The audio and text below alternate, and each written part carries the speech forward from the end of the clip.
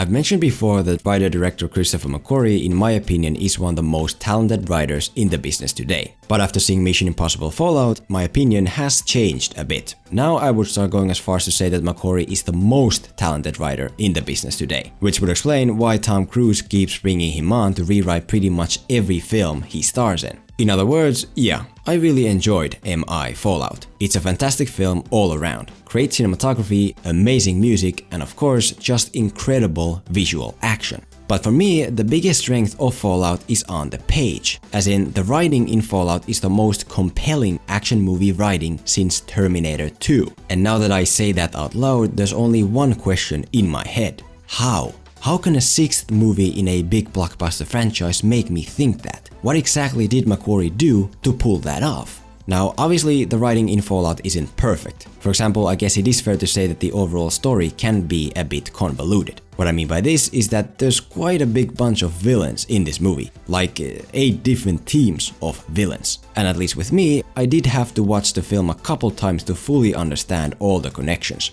First, we have some European crooks with plutonium. Then we have the Apostles, who we don't really ever see, that acquire it. Then we have John Lark, who works together with the Apostles but still doesn't actually know them. Then we have Solomon Lane, who apparently knows everyone, even though he's been behind bars for the last couple years. And of course, then there's also the female arms dealer with her crew, who sets up a deal between Lark and the Apostles, despite the fact that it's already been established that they're working together. And even that deal then turns out to be just another fake out in order to get Ethan Hunt to break free Solomon Lane. Oh, and let's not forget the CIA, or the MI6, who's controlling Ilsa Faust. Plus all those unnamed hitmen in the bar out to kill either the arms dealer or Hunt, who at this point is posing as John Lark to get to the Apostles and the plutonium they got from the Europeans, who in turn stole it from Russia. Why'd you have to make this so f***ing complicated?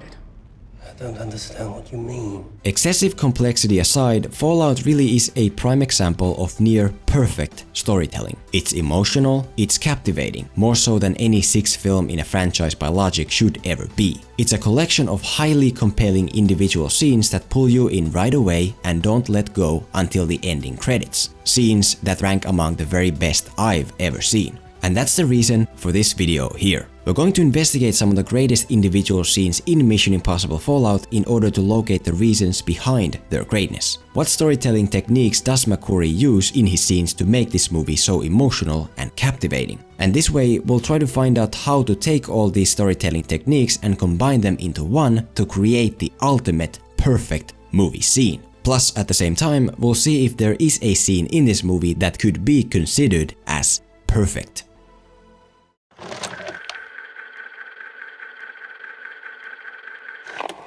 Ethan Hunt, in a way, is the ideal action movie protagonist because of one thing. Well, of course also because he's played by Tom Cruise, but mostly because of one thing. He is the definition of an active protagonist. Ethan Hunt is always active. Ethan Hunt is always the one pushing the story forward. And because he is so active, it's pretty much impossible for the audience not to root for him. If you wonder why Jack Sparrow in Pirates 5 or Jason Bourne in Bourne 5 are so forgettable, it's because they're passive protagonists. They don't push the story, they are pushed by the story. Fallout does feature the same very active, very rootable Ethan Hunt, but it also steps his activeness further than ever before and mixes in a lot more emotion. How does it do this? By adding in the constant element of choice.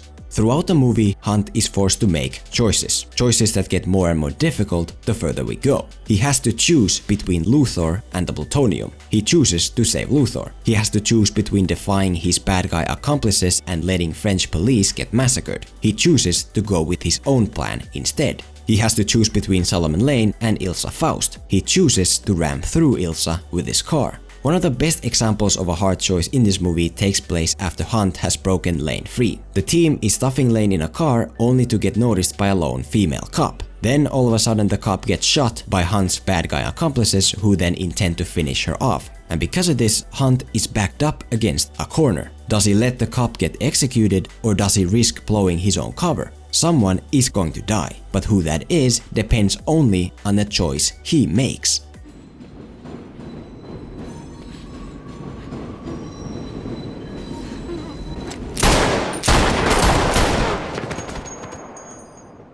From a technical storytelling standpoint, this scene doesn't need to exist. It doesn't change the story, it doesn't advance the plot. It does make Ilsa a target for later, but that could have been accomplished in another way. But still, the filmmakers did make the right choice by including it. And I say this because it builds Hunt as a character and in the process adds in so much emotion. So, if you want to mix emotion into your scene, force your protagonist to make a choice. The harder the choice, the stronger the emotion. And the stronger the emotion, the better the scene.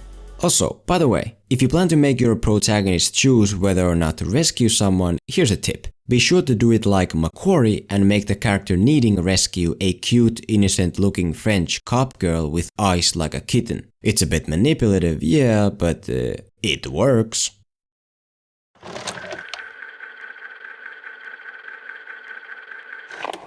If you know anything about Alfred Hitchcock, you might have heard his ticking time bomb analogy. Show two people chatting at a table and it's boring. Show two people chatting at a table and establish that there's a bomb under the table and suddenly the scene is anything but boring. In other words, a scene instantly possesses a lot more tension if there's a clear time limit in it. Mission Impossible Fallout takes this ticking time bomb analogy and drives it to the absolute max, to the point where there's a time limit in like every other scene. Could complete 3 nuclear weapons in as little as 72 hours. Which gives you 2 hours from now. The Widow is meeting Lark in 30 minutes. We meet the Widow in 20 minutes. This whole valley's gonna be incinerated in 15 minutes. Meeting the Widow, she leaves in 3 minutes. 90 seconds. The 90-second chat with Lane, the elevator ride up with August Walker, even the choice of whether or not to save the female cop. There's a whole bunch of very creative time limit scenes in this movie to choose from. But for me, the very best example of one has to be this final hand-to-hand battle between Hunt and Walker. To be honest, this fight scene in of itself already is full of tension. Throughout the film, Walker has been established as a physical superior to Hunt, so even as is, it would be a good fight scene. But the thing is, McQuarrie doesn't want this to be a good fight scene or even a great fight scene. He wants it to be an amazing fight scene. And that's why he elevates the scene much higher by putting a literal ticking time bomb in it, in form of a nuke. Not only does Hunt have to defeat Walker, he has to do it in under 4 minutes. The result is the best climax in Mission Impossible history, and one of the very best climaxes in movie history, and also one of the best climaxes in my history. If you want to give your scene tension, add in a ticking time bomb. It doesn't have to be an actual bomb, but it should be something. Something to indicate to the audience that the scene can't go on forever. Something to establish a clear time limit.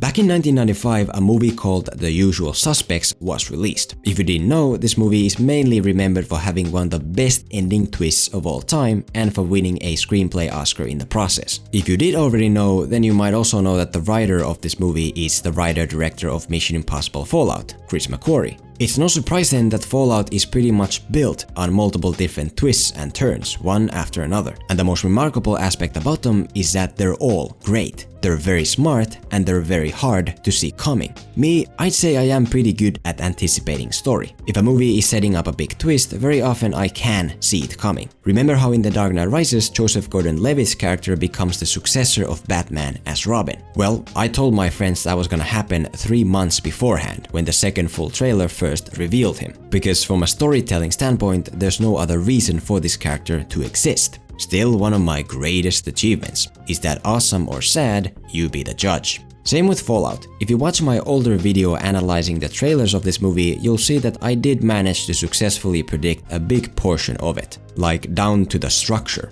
The Paris breakout job should by logic go somewhere in Act 2, either at the end of Act 2A or Act 2B, depending on whether they ultimately decide to reveal Henry Cavill as the one who goes rogue, which to me would make more sense in the middle to increase stakes for the second half of the film. But as for the so-called Berlin job, I'm not sure. I guess it would go before Paris, but it can't be the first job since Henry Cavill shows up only after Tom Cruise's first mistake, which would then put the helicopter chase in the final act. But even though I can anticipate story pretty well, McQuarrie plays on a whole other level. Whatever the audience is thinking, he's already multiple steps ahead. That Modern Warfare 2 sequence where Hunt is forced to execute a wounded officer. I thought that was real. Even with the twist of revealing Henry Cavill's August Walker as the bad guy, I knew based on the marketing that was gonna happen. But McQuarrie, he knew that I knew that was gonna happen. And so he didn't make the twist about Walker being the bad guy. He made the twist about Hunt tricking Walker into revealing he's the bad guy. Simply amazing.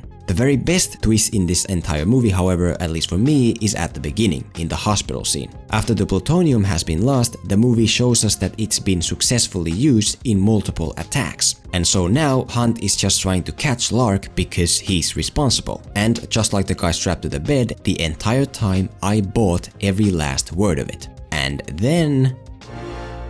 Go.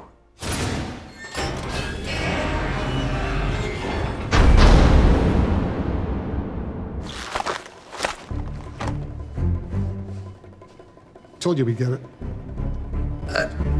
To be honest, I can't remember the last time I've been so shocked by a twist in a movie. After this hospital scene, the only thing I could do was smile, because from that moment on, I knew I had just signed up for a wild ride. The biggest lesson here is that you don't have to wait until the very end of your movie to add in a plot twist. As Fallout proves, you can do it pretty much anywhere. And so, if you want to spice your scene up with some shock value, look no further than adding in a twist. It doesn't have to be anything huge, just some sort of surprise or reversal that will make the audience rub their eyes in shock. And if you're anything like McQuarrie, you can make your twist so good that even a modern Hollywood marketing team isn't able to spoil it beforehand.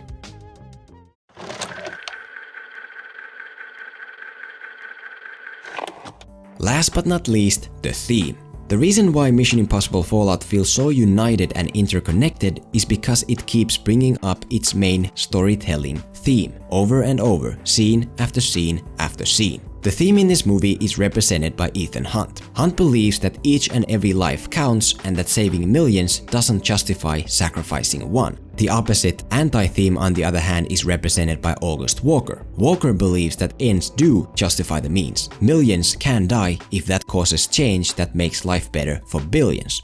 Some flaw deep in your core being simply won't allow you to choose between one life and millions. You see that as a sign of weakness. To me, that's your greatest strength. There cannot be peace without first a great suffering. The greater the suffering, the greater the peace. When I wrote those words, I wasn't referring to your peace. The old world order needs dismantling, and we have the tools to dismantle it. As I said, there's a lot of scenes in Fallout that would fit this theme point as a good example. But since the main theme of this video is to find that one perfect scene that utilizes each of the 4 discussed points, we're gonna do something a bit different here. Instead of a new 4th example scene, let's take one of the 3 older example scenes and apply it to this point. In fact, here's a bit of a twist. This one example scene that fits here is also that perfect Fallout scene we've been looking for. As in, each of the 4 techniques I've talked about, this particular scene has. And now I ask you, which of the 3 earlier example scenes is it that fits here and everywhere else? Which scene has a choice, a time limit, a twist, and the theme? The female cop rescue, the end fight between Hunt and Walker, or the hospital scene? Which is it? Make your choice. Really, I want you to please comment below right now and we'll see how it goes. Also, just to add in tension, here's a ticking time bomb for you.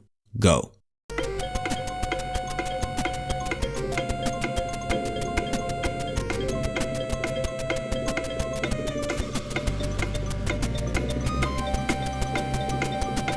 Alright, if you pick the end fight with Hunt and Walker, you'd be incorrect. That scene comes close to perfection, yeah, but it lacks a real choice and a plot twist. The correct answer is the female cop rescue. In other words, everything we've talked about so far, this scene has. It has a hard choice. Hunt either saves the cop or he doesn't. It has a ticking time bomb. Hunt has to choose before the cop is shot. It also has a couple twists. First, the team is caught off guard by the cop, and then once again by the bad guys. And of course, it also has the theme. Hunt wants to keep his cover and get the plutonium to save millions of lives, but he will not sacrifice the life of this one innocent cop to do it. And there you go. Based on everything Fallout has taught us about storytelling, this cop rescue scene is the ultimate perfect scene of this movie. And now that you know exactly what it is that makes it so perfect, you should be able to make your scene just the same. You now know how to create the perfect movie scene.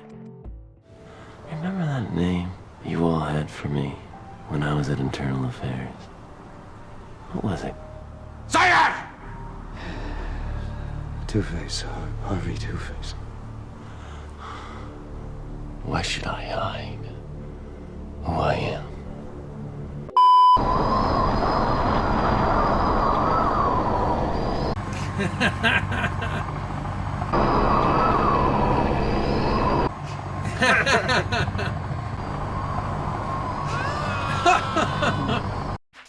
I'll admit, the words perfect and best are always very subjective. So go ahead, agree or disagree, tell me what you think is the best scene in this movie. And more importantly, let me know what other storytelling techniques are there to create a perfect scene. Also, be sure to check out my older video about Fallout where I try to predict the story of this movie based on the trailers. Go see what I said and then inform me whether I was right or wrong. That is your mission for today, should you choose to accept it.